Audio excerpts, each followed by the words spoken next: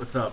I'm here to review, was it Percy Jackson and the Olympians and the Lightning Thief. I saw it was it opening night with my friends, and it was really fun. And then I sunk into it after I saw another movie almost a week later, and only because I wanted to. I don't know. I guess it went onto a bigger screen, so I wanted to experience it on that. Not that it really matters, but the movie's directed by Chris Columbus, who did the first two Harry Potter movies and the god awful I Love You, Beth Cooper. Um, it stars Logan L- Logan Lerman, I think his name. Who plays Percy Jackson. Brandon T. Jackson, who plays Grover. Uh, I'm not sure who plays the girl Alexandra. I'm not really sure if that's even it. Oh, Annabeth, that's her name in the movie. Uma Thurman plays Medusa. Pierce Brosnan plays the teacher kind of guy. He's and he ends up being a big part of the movie, kind of his character. Um, Catherine Keener is always good, and she plays the mother. John Pontaliano, I think it is, from The Matrix, plays the douchebag stepfather. And there's a lot of Sean Bean plays Zeus, and Poseidon was I'm not really sure the actor, but he did pretty good at what he did. Um, I'm not gonna talk too much about the movie. I I give this movie like a 7 out of 10 because I enjoyed it much more than I expected. I was really just seeing it for like a few actors and actresses, and I came out happy, even though they could have done a lot more to the movie. They could have put more character development in, even though they did put a decent amount, since he has dyslexia and ADHD, and he's having troubles with his father, who he thinks abandoned him, and you find out who his father is later. Um, Catherine Keener is trying to um, stay on her son's side, but she's kind of trying to not tell him about certain things, and basically Percy Jackson goes to school and he just can never read good because he has dyslexia, but he finds out that's for another use later, kind of thing. I'm trying not to spoil the movie, but basically you basically already know he's Percy Jackson. He's the son of someone, let's just say.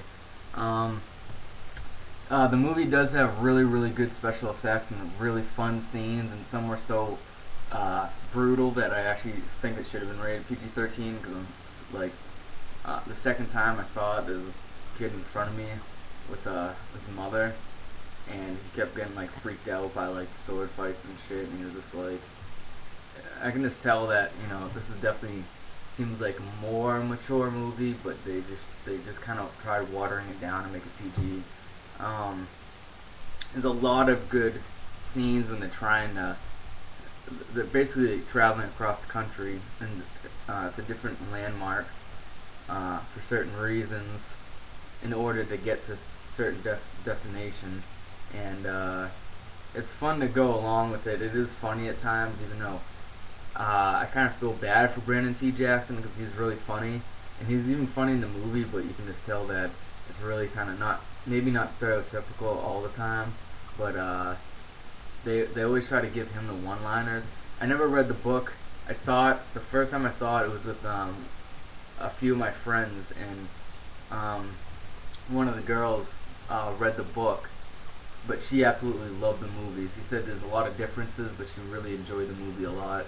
So I'm guessing it's not too bad for people who read the book, but I even read stuff about the book that wasn't in the movie. So don't expect the entire story of the book to be played out.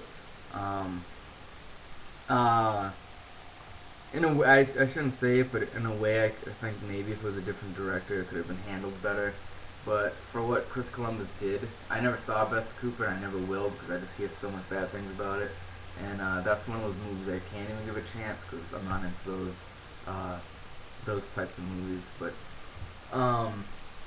what he did and whatever you get out of the movie, it's still good enough. It has fun effects, fun scenes, some one-liners were so stupid, but it actually made me laugh a little bit. I couldn't help it. Maybe I was just really having fun that night. Um, so yeah, there's like I said, there's a lot of stuff in the movie that's not in the book, and I haven't read the book, so don't really ask me too much. But I would say, of all the movies out right now, Percy Jackson's a pretty good choice because it's at least entertaining the entire way through. And one of my favorite scenes is definitely the training scene when it was capture the flag at the Harry Potter Half-Blood camp. um, and yeah, that was like really, maybe not impressive, but it was just really.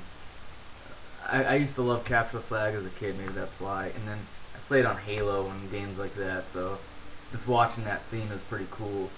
And there was like a lot of scenes with like special effects with like Hades that that he was really, you know, it seemed like it should have been PG-13 at that point. Sorry, I just had orange juice and bagel. Um, so yeah, I would recommend this movie. There's a lot of movies that I even actually sadly had to see. Dear John and Valentine's Day, and I don't really think either of those are worth mentioning. But in a way, I could just add this quick review for both those at the end of this. Both those movies probably get like a 4 out of 10, only because Valentine's Day, it came around at the end, so it made it a little bit better.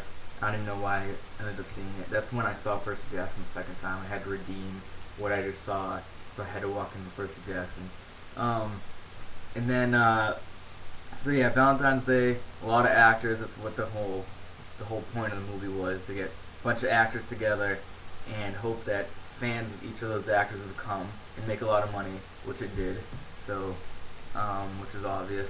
And so yeah, that's not really worth seeing. I would say maybe rent it. I don't even say rent it. I would say do the red box with $1. I don't even say that. Just watch it online whenever it's free. I shouldn't say that either, I guess. But I'm just being honest with what it's worth. It's not really worth paying. I paid for the movie, so I can say what I want. I'd see it for free if I was you. Don't fucking pay for that movie. Dear John, I gave it 4 out of 10. In a way, the structure of the movie was better than Valentine's Day because it revolved around certain characters, not like a whole clusterfuck of characters just to try to make money. And Channing Tatum, I know can be a good actor if he does try. I'm sure he'll end up doing that. But so far, all the movies I've seen him in lately, I just haven't liked. I like Public Enemies, but he was only in it for like 2 minutes, and he gets shot by Christian Bale. Oh shit! Don't listen to what I just said. It's not really a big point. It happens at the beginning of the movie, so it's not anything. But yeah, and he's not really trying to. People do call him a wigger, and you might think I'm a wigger right now because I have a hood, but it's because it's cold. But um, I'm not gonna accuse him of being a wigger or anything. It's just that he always does the same kind of role, and they always have to have an excuse for him to fight and have his shirt off. And I hear that in a lot of reviews, and it's kind of true. It's like you can't help it. It's like in that movie, he's just trying to walk off the beach, and of course someone has to like bully him. So he fights him, and he accidentally punches this other nice guy in the face, and then he just walks away. So like when I saw that, everyone in the theater started laughing because they're like, "Oh my god, why is he fighting again?" And because some people even said that, they're like, "This guy always fucking fights for no reason." So it's like they gotta stop putting him in movies where he just fights. No wonder they put him in fighting, because it's like all he does in a movie. Well, I'm sure he could do better. I saw G.I. Joe. I didn't really like the movie much, but he was at least alright in that movie. Um, and then Amanda Seyfried, she is a good actress. I didn't really care for her in the movie, but if anything, it was her and what's her face? Richard Jenkins that really pulled the movie together more. Because Richard Jenkins is always a good actor. If you're gonna see Dear John for any reason, see it for Richard Jenkins because his role is more emotional and heartwarming, and you can relate. More people can relate to that better. So if you see that, see it for him. If you see any of these 3 movies, see Percy Jackson. It's not the best, but it's something. See ya.